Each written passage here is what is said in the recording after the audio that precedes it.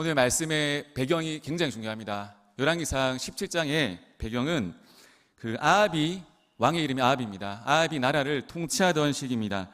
이스라엘의 역사상 이 아합은 가장 악한 왕이었습니다. 우상 숭배에 최선을 다했던 왕입니다. 이것뿐 아니라 아내 이름이 이세벨입니다. 이스라엘식 이름이 아니라 이방 여인이었습니다. 어디에서 왔는가 하면 시돈에서 왔습니다. 시돈은 우상 숭배, 발 숭배의 중심지입니다. 이 아내 이세벨이 어떤 여자인가 하면, 여러분, 여자의 무기가 무엇이라 생각하십니까? 여자의 무기는 미소와 눈물입니다. 여자분 아무도 안 계시나요? 이렇게. 여자의 무기는 미소와 눈물입니다. 그런데 이 이세벨, 이 사람에게는 그런 것이 1도 없습니다. 자기 말 안 들으면 다 죽습니다. 칼이 그 손 가운데 주어진 여자입니다. 저는 개인적으로 이런 여자와 못 삽니다. 못 사는데 이 아합은 다른 의미에서 대단했습니다. 이 여자와 사람을 죽이는 것에 전혀 개의치 않는 이 아내와 잘 살았습니다. 그 결과 이스라엘은 영적으로 가장 어두운 시대를 경험하였습니다. 영적으로 답답했고요. 답을 구할 수 없는 상황에 이 이스라엘 땅이, 사람들이 놓였습니다. 이때 누가 등장하는가 하면 하나님이 보내신 하나님의 사람 엘리야가 등장합니다. 사랑하는 성도님들, 우리가 눈으로 볼 때 우리의 상황이, 우리의 현실이, 눈앞에 펼쳐진 모든 것이 아무리 어둡다 할지라도 하나님은 역사하십니다. 하나님은 하나님의 사람을 통해서 그 어두운 시기를 밝혀주십니다. 영광교회 모든 성도님들이 그렇게 쓰임받고 영적 어둠의 시기를 이겨낼 수 있는 믿음의 성도님들 되시기를 축복합니다. 첫 번째 말씀은 이해할 수 없는 말씀도 순종하라입니다. 우리 8절 9절 보시겠습니다. 여호와의 말씀이 엘리야에게 임하여 이르시되 너는 일어나 시돈에 속한 사르밧으로 가서 거기 머물라. 내가 그곳 가부에게 명령하여 내게 음식을 주게 하였느니라. 엘리야가 이 말씀을 받을 때 어디 있었는가 하면 그릿 시냇가에서, 우리 세상말로 꿀을 퍼먹고 있었습니다. 마침 그 꿀이 말라갈 때쯤에 하나님의 말씀이 임했습니다. 그에게 내려진 말씀은 시돈으로 가라는 것입니다. 또한 그곳에 속한 사르밧으로 가서 가부에게 너의 삶을 맡겨라는 것입니다. 여러분, 시돈은 이스라엘 땅이 아닙니다. 지금의 레바논 이방 땅입니다. 당시에는 우상 숭배의 중심지입니다. 엘리야의 눈에는, 세상 모든 사람들의 눈에는 가장 위험한 곳이 바로 시돈입니다. 하나님의 말씀을 엘리야는 받을 수 없습니다. 이해할 수 없습니다. 우리는 보통 어떻게 살아가는가 하면 우리가 이해가 되고 납득이 되고 인정이 되어야지만 우리는 겨우 움직입니다. 모든 일에 있어가지고 우리는 조건을 생각합니다. 환경을 따집니다. 그리고 그 환경 가운데서 내 상황을 한번 비교해 봅니다. 그래서 결론이 무엇인가 하면 하나라도 어긋난다면 움직이지 않겠다고 결론을 가집니다. 우리의 인생의 계산 가운데 무엇이 없는가 하면 하나님의 도우심의 손길과 계획을 우선 생각하지 않습니다. 또 말씀이 무엇입니까? 가부에게로 가라고 말하고 있습니다. 선지자가 가부에게로 가서 자신의 삶을 맡기는 것은 결코 쉬운 선택이 아닙니다. 이해할 수 없는 하나님의 말씀이 연속으로 주어졌습니다. 사랑하는 성도님들, 이것이 말씀의 중요한 포인트입니다. 하나님의 말씀은 우리가 다 이해할 수 없습니다. 하나님, 명색에 제가 선지자인데 어떻게 이방 땅으로 갈 수 있겠습니까? 어떻게 제가 가부에게로 제 몸을 맡기겠습니까? 그런데 말씀을 찾아보시면 엘리야는 그렇게 하지 않습니다. 하나님은 우리 이해의 범위에서 말씀을 주시는 것이 아닙니다. 결코 우리의 이해의 범위에서 역사하시는 것이 아닙니다. 하나님의 말씀의 목적은 하나님 좋은 일 하시고자 하는 것이 아닙니다. 언제나 우리의 성장과 유익에 그 중심이 있습니다. 당연히 하나님의 말씀은 우리 눈에는 좋아 보이지가 않습니다. 여러분, 한번 생각해 보신 적이 없습니까? 왜 하나님은 이해할 수 없는 말씀을 우리 믿는 자들에게 주시는가? 저는 한 가지라고 생각합니다. 믿는 자들이 특별히 이해할 수 없는 그 말씀을 받아서 세상 사람들과 구별되는 더 많은 복을 누리라고, 그 믿음과 순종을 통해서 세상 사람들이 애쓰고 힘쓰는 그 모든 것보다 더 큰 은혜를 누리라고 이해할 수 없는 말씀을 믿는 자들에게 주시는 것입니다. 아멘. 우리를 향한 분명한 목적이 있습니다. 믿는 자들은 이해하고 가는 것이 아닙니다. 주님의 말씀이라면 믿고 가는 것입니다. 내 눈에는 안 좋아 보일 수 있습니다. 내 눈에는 아니라고 할 수 있습니다. 하지만 내가 알지 못하지만 하나님의 말씀 안에는 사명이 있고 목적이 있고 내가 다 담을 수 없는 놀라운 뜻이 있다는 것을 우리는 믿어야 됩니다. 성도님들, 어떻게 살아가시겠습니까? 이해의 범위에 살아가시겠습니까? 아니면 순종의 범위에서 살아가시겠습니까? 뇌과학자가 밝혀낸 한 가지 사실이 있다고 합니다. 이게 놀라운 사실인데요, 우리는 나이가 들수록 우리의 뇌가 퇴화된다고 생각하지 않습니까? 방금 서울말이 나왔네요. 네. 그렇지 않습니까? 네. 날마다 우리의 육체든 뇌든 퇴화한다고 생각합니다. 근데 과학자가 밝히는 사실이 뭐냐면, 뇌는, 우리의 육체는 우리의 선택에 따라서 나이가 들수록 더 젊어지고 성장할 수 있다고 합니다. 근데 그 방법이 무엇인가 하면, 우리가 익숙하지 않는 것들을 계속 찾아서 할 때 우리의 뇌가 긴장을 해서 활발하게 운동을 한다고 합니다. 반대로 우리의 육체와 뇌가, 우리 인생이 퇴보하는 것들은 뭐냐면, 날마다 익숙하고 내 이해 범위에서만 움직일 때 우리의 인생은 뒤처진다고 합니다. 사랑하는 성도님들, 하나님의 말씀은 우리가 일반적으로 살아가는 삶 가운데 적용되기가 쉽지가 않습니다. 말씀을 따라가는 것이 쉽지 않습니다. 그럼에도 순종할 때 놀라운 일이 일어날 줄 믿습니다. 제가 부부 얘기를 한번 해보겠습니다. 저희 부부 이야기는 아닙니다. 직장 생활이든 부부 생활이든 모든 사회 생활을 할 때 여러분 다 이해되십니까? IQ가 700이 되더라도 모든 것을 이해하고 살아가는 사람은 없습니다. 옆에 한번 보십시오. 남편이 다 이해가 되실까요? 아내가 다 이해되실까요? 이해하려고 노력하는 순간 인생이 퇴보되는 것입니다. 이해하는 것이 아닙니다. 베드로전서 3장 7절 보면 남편분들 한번 좀 기다려 들으셔도 됩니다.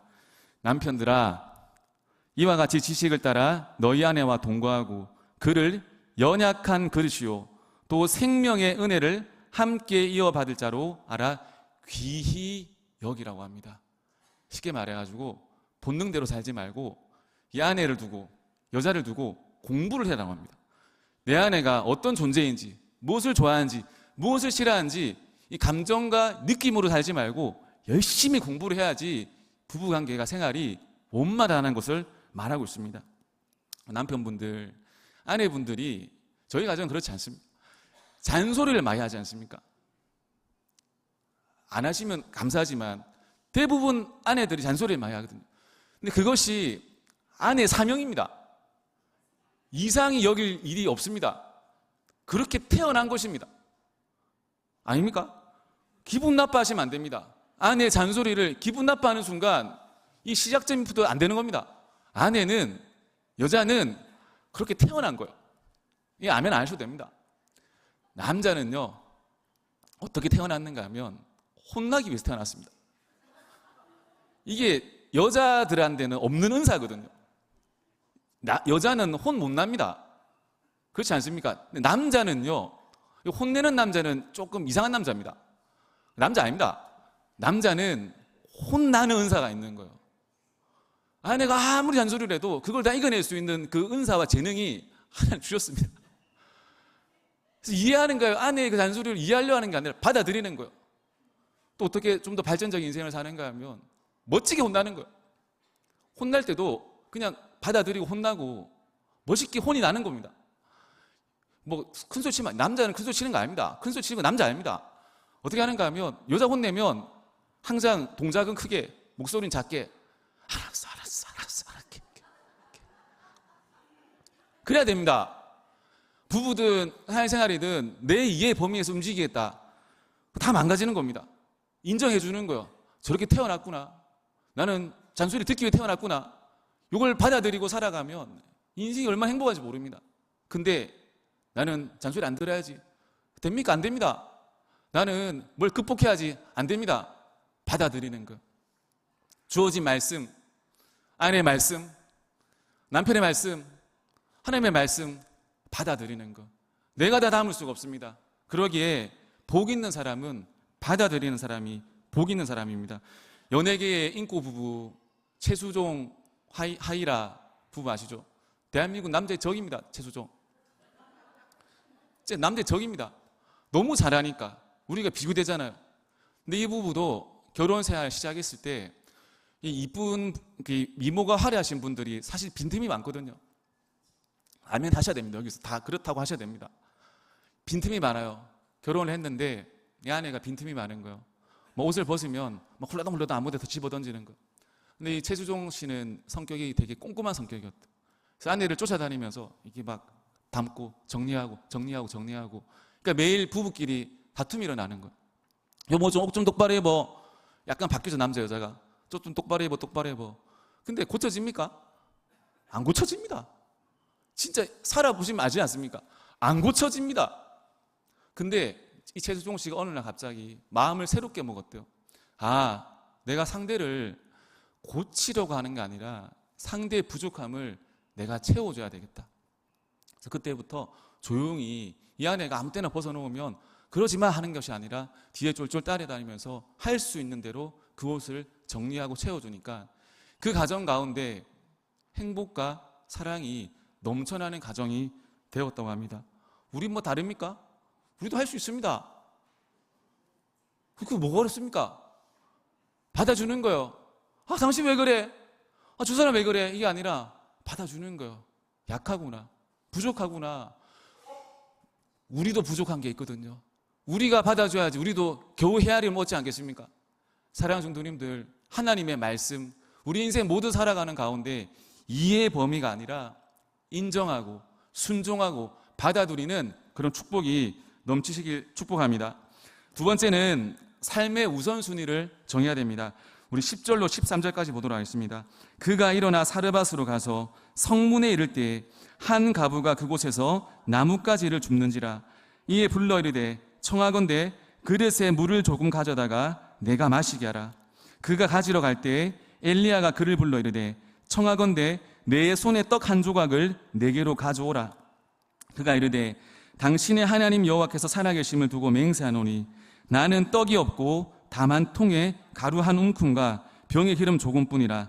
내가 나뭇가지 둘을 주워다가 나와 내 아들을 위하여 음식을 만들고 그 후에는 죽으리라.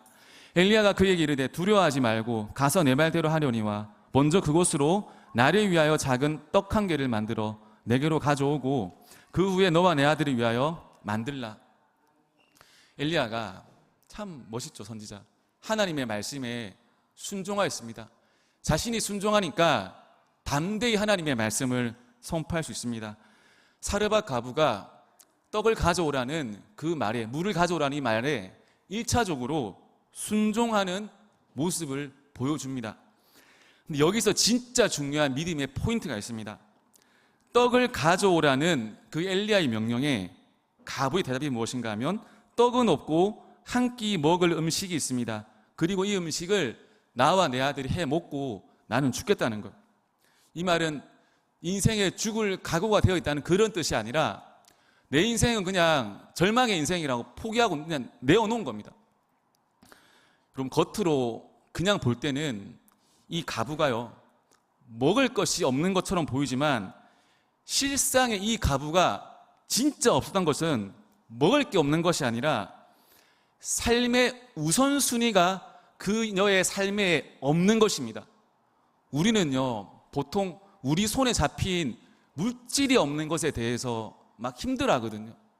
내 손에 좀 더 뭐가 없는 것에 대해서 아쉬워합니다. 근데 우리가 실상 봐야 되는 것은 무엇인가 하면 우리 눈에 보이는 것이 아니라 우리 삶 가운데 정말 하나님 중심으로 세워놓은 우선순위가 있는가 없는가를 먼저 점검해야 돼요. 사르밧 가부에게 중요한 것은 떡 한 개가 아닙니다. 이 엘리야의 눈에 들어온 것은 떡 한 개가 중요한 것이 아니라, 가부여, 당신의 삶에 진짜 중요한 것은 그 떡이 아니라 당신의 삶 가운데, 무너진 인생 가운데, 무너진 가정 가운데 다시 한번 그 가정을 일으킬, 당신의 상황을 일으킬 우선순위를 다시 새롭게 정하라는 거. 그 떡을 먼저 나에게 가져오고 나서 먹으라는 거. 당신에게 없는 것은 물질이 아니라 삶의 우선순위가 없다는 겁니다. 마태복음 6장 33절 보시면, 그런즉 너희는 먼저 그의 나라와 그의 의를 구하라. 그리하면 이 모든 것을 너희에게 더하시리라. 믿음이 약한 자들에게 믿음 가져라, 믿음으로 충만하여라, 그렇게 하는 것이 아니라 먼저 그의 나라와 그의 의를 구하라는 거예요. 이 세팅값을, 인생의 세팅값을 다시 하라는 거예요. 우리가 날마다 눈을 뜰 때 여러분 행복하십니까? 솔직하게 행복하십니까? 힘들지 않습니까? 저는 그래요. 힘들어요. 눈 뜨는 속도 힘들어요. 진짜 힘들어요. 어려워요. 근데 우리의 우선순위가 있잖아요. 힘들 때 힘들다고 하지 말고 기도로 시작하는 거. 하나님, 오늘 하루 이 마음을, 이 파도를 견뎌낼 힘이 나에게 없어요. 나는 대항할 힘도 없고 소리칠 목소리도 없습니다. 할 변명도 없고 아무런 말을 해줄 수 있는 능력이 없는 사람입니다. 그래서 하나님 힘들어요. 내 마음을 붙잡아 주세요. 흔들리지 않도록 하나님 도와주세요. 우선순위를 정하는 것. 두려울 때마다 두려움에 우선을 두는 것이 아니라 그 두려움을 이겨내고 도와주시는 하나님께 우리가 먼저 나아가야 됩니다. 사업하시는 분들 참 귀한 것 같습니다. 사업하시는 분들을 만나면 그 인생의 통찰력이 정말 저에게는 귀한 교훈이 됩니다. 한 사업을 성공하신 분인데, 근데 이분은 저를 참 좋아해 주셨어요. 그래서 저에게 사업 강의를 공짜로 매일 해주셨습니다. 빵도 사주시고 커피도 사주시고 사업 얘기를 매일 해주셨어요. 목사님, 사업이 무엇인지 아십니까? 돈을 벌기 위해서는 사업을 해야 됩니다. 근데 사업을 하다 보면은 항상 잘 되는 것이 아니고 항상 안 되는 것도 아닙니다. 그래서 잘 될 때, 보통의 사람들은 잘 될 때 맨 먼저 바꾸는 것이 있다고 합니다. 놀랐어요. 첫 번째, 집을 바꾸는 것이 아니라 차를 바꾼대요. 사업이 잘 되면 차를 바꾼대요. 두 번째는 집을 바꾼대요. 근데 사업을 하다 보면은 매일 잘 될 수 없대요. 매일 돈을 벌 수 없고 때로는 힘든 시기도 겪을 수가 있대요. 그런데 본인이 세워놓은 이 사업의 우선순위는 이렇대요. 돈을 벌 때 차를 바꾸고 집을 바꾸는 거 아니라 제일 먼저 어려운 시기를 이겨낼 수 있는 그 어떤 무언가를 먼저 마련해 둔 다음에 그 뒤에 여유가 있으면 차를 바꾸고 집을 바꾼다더라요. 그리하면 어려운 시기가 올 때 남들은 무너진다 하더라도 본인은 이겨낼 수 있다고 하는 거예요. 이게 무엇입니까? 사업을 하는 가운데도 우선순위가 있다는 거. 우선순위가 오면 흔들리지 않고 나아갈 수 있다는 거. 신앙생활도 마찬가지 아닙니까? 우리 하나님의 자녀들이거든요. 그런데 우리는 보고 듣는 것이 너무 많은 거예요. 우리 옆에 사람도 너무 의식이 되는 거예요. 그래서 하나님을 내 선택과 표현과 감정에 우선순위 두는 것이 아니라 먼저 내 마음, 내 감정을 우선으로 두고 생각하는 거. 어떻게 되는가 하면 인생을 다 쳇바퀴 돌고 살아가게 됩니다. 다 쳇바퀴 돌듯이 한 단계 한 단계 극복하고 다음 단계로 가야 되는데 우선순위가 정해져 있지 않으면 계속해서 쳇바퀴 도는 인생을 살게 됩니다. 제 얘기에서 정말 죄송한데요, 사역을 하다 보면은 하나님이 주신 은혜가 장난이 아닙니다. 무슨 은혜, 물질적인 은혜 그런 게 아니고 한 단계 한 단계 가운데 무엇을 만지시는가 하면 우리의 내면과 심령을 다듬으십니다. 어떤 곳에서는 꺾일 수 있는가, 숙일 수 있는가, 어떤 곳에서는 양보할 수 있는가, 어떤 때는 네 뜻보다 하나님의 말씀을 우선시할 수 있는가, 어떤 때는 받아들일 수 없는 명령 가운데서도 하나님이 인도하심을 믿고 따라오는가. 매 순간 이것을 하나님이 시험하십니다. 사랑하는 성도님들, 우리 성도님들 얼마나 더 사랑하시겠습니까? 삶 가운데서 하나님께서 보여주시는 모습들이 있거든요.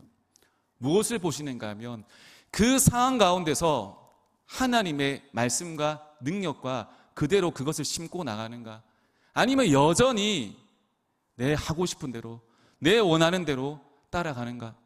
제가 경험해 보니까요, 하나님의 말씀에 순종하고 넘어서면 하나님이 다음 레벨로 넘기시더라고요.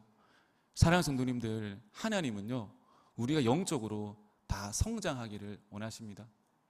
다 자라기를 원하십니다. 그러기 위해서는 순종함과 또한 삶의 우선순위를 반드시 먼저 세워놓는 것이 굉장히 중요합니다. 이 마지막 음식을 두고 가부가 가진 마음이 이거죠. 먼저 나와 내 아들이 먹고 그 다음에 내 죽겠다는 것. 지금 완전히 절망 가운데 빠진 가부에게 참 저는 이 말씀 진짜 은혜 많이 받았습니다. 엘리야가 알려주는 영적인 놀라운 법칙이 있습니다. 우리 13절 제가 읽겠습니다. 엘리야가 그에게 이르되 두려워하지 말고 가서 내 말대로 하려니와 먼저 그것으로 나를 위하여 작은 떡 한 개를 만들어 내게로 가져오고 그 후에 너와 내 아들을 위하여 만들라. 엘리야가 욕심쟁이가 아닌 거 우리 다 알지 않습니까? 탐욕이 가득한 사람이 아닙니다. 영적 우선순위를 알려주고 있는데, 여기서 진짜 중요한 것이 뭐냐면 요즘에는 감성시대잖아요. 감성시대 아닙니까? 이미지 시대죠. 이미지 시대 아닙니까? 감성과 내 마음을 막 흔들고 막 이미지가 괜찮으면 막 흔들리는 시대를 우리 살아가고 있지 않습니까? 뭐만 하면 만나면 그거 물어보대. MBTI 뭡니까? 그죠? 저는 아직도 MBTI 뭔지 모릅니다. MBTI 뭡니다. 근데 한 가지 제가 질문하겠습니다. 며칠 전에 아는 지인이 저한테 묻더라고요. 목사님, 대답 잘하세요. 오늘 저에게 슬픈 일이 있었습니다. 그래서 오는 길에 빵을 샀습니다. 우리 성도님들 이 질문에 한번 말을 하지 마시고요, 한번 대답 한번 해보십시오. 제가 이렇게 할게요. 오늘 제가 성도님들 너무 슬픈 일이 많았어요. 그래서 오는 길에 빵을 샀습니다. 대답하셨나요? 마음속으로? 여기서 무슨 일이 있었어? 목사님 많이 힘들었어요? 이렇게 하면 F라고요. F. 감정에 공감한다 해서 F. 이게 인기 있다 하더라고요. F가 인기 있다 하더라고요. 근데 이런 사람도 있다 하더라고요. 앞에 내용 상관없이 무슨 빵 샀는데 또 빵은 왜 샀는데 그거와 뭔 관계가 있냐고. 이렇게 하면 T라고 하더라고요. T. 한 개 배우셔도 됩니다. 그러니까 감정에 공감하면 F. 이게 뒤에 그냥 이상한 소리 하면 T. 근데 저는 보니까 T를 약간 제일 취급하더라고요. 어떻게 그렇게 말씀하실 수 있어요? 하길래 저는 사실 그렇게 생각 안 하거든요. 그 F는 그 사람 감정에 공감한 것이고, 그렇죠? 그 T는 그 사람 감정은 몰라도 그 사실에 그냥 공감한 거거든요. 둘 다 공감하는 거예요. 근데 마치 이 T는 T 무슨 하면서 안 좋은 것처럼 보이는데 이 공감한 영역이 다르지 둘 다 공감하는 겁니다. 이 엘리야 잘 보시면 가부가 이 마지막 남은 거 먹고 죽겠다고 합니다. 그러면 엘리야가 만약에 F였으면 가부님 그러시면 안 돼요. 가부 아주머니 내가 같이 손을 잡아 드리겠습니다. 힘내세요. 우리 기도하면 할 수 있습니다. 사랑합니다. 축복합니다. 화이팅. 이렇게 할 수 있지 않습니까? 이 F라면 그렇게 할 수 있거든요. 근데 우리 엘리야 형님은, 이 선지자님은 극T예요. 극T예요. 나뭇가지든 뭐든 다 상관없습니다. 근데 만약에 성도님들이 나는 내 삶이 그냥 내 감정이 그냥 종교생활 하는 가운데, 예배 드리는 가운데 그냥 나는 공감만 받기라도 원하신다면 어쩔 수 없지만 공감보다 더 중요한 게 우리 인생이 더 성장하고 역전하는 거 아닙니까? 그죠? 그러려면 극T가 있어요. 극T가 옆에. 엘리야는 전혀 그 가부의 감정이나 그것에 그냥 공감하는 것이 아니라 그 엘리야 그 가부가 역전할 수 있는 사실을 제시해 줍니다. 먼저 나를 위해 가져와라. 너 우선순위를 바꾸라. 그 감정에 머물러 있지 말고 그냥 우선순위를 바꾸라고 말하고 있습니다. 먹고 죽겠다 그런 마음에 빠져 있지 마. 너가 진짜 필요한 것은 인생의 우선순위를 바꾸란 겁니다. 사랑하는 성도님들, 우리는 우리 만족하는 것에 너무 많이 빠져 있습니다. 그러기에 때로는 성장할 수 있는 기회들과 변화할 수 있는 기회들을 많이 놓치고 살아가고 있지는 않나 생각합니다. 근데 우리 인생이 어둡다면 반드시 돌파해야 되는 어떤 부분, 해결해야 되는 부분들이 있다면 딱 두 가지입니다. 받아들이고 순종하는 겁니다. 순종하는 거요. 그리고 또 한 가지는 우선순위를 정하는 겁니다. 먼저 사랑하고, 먼저 용서하고, 먼저 다가가고. 제가 해보니까 다른 방법 없는 것 같습니다. 이 두 개가 답니다. 사랑하는 성도님들, 어두운 시대 가운데, 우리 힘든 삶 가운데 하나님의 말씀이 주어질 때 적극적으로 우리 같이 순종해 봅시다. 그리고 우리 삶 가운데 뒤죽박죽 섞여 있던 우선순위 없이 내 감정대로 내 본능대로 우선순위를 세웠던 그것을 가감히 깨부시고 하나님께 나아가고 먼저 기도하고 먼저 사랑하고 먼저 축복함으로써 무너진 모든 것들이 회복되는 우리 은혜 역사가 우리 영광교회 모든 성도님들 가운데 넘치시기를 축복합니다.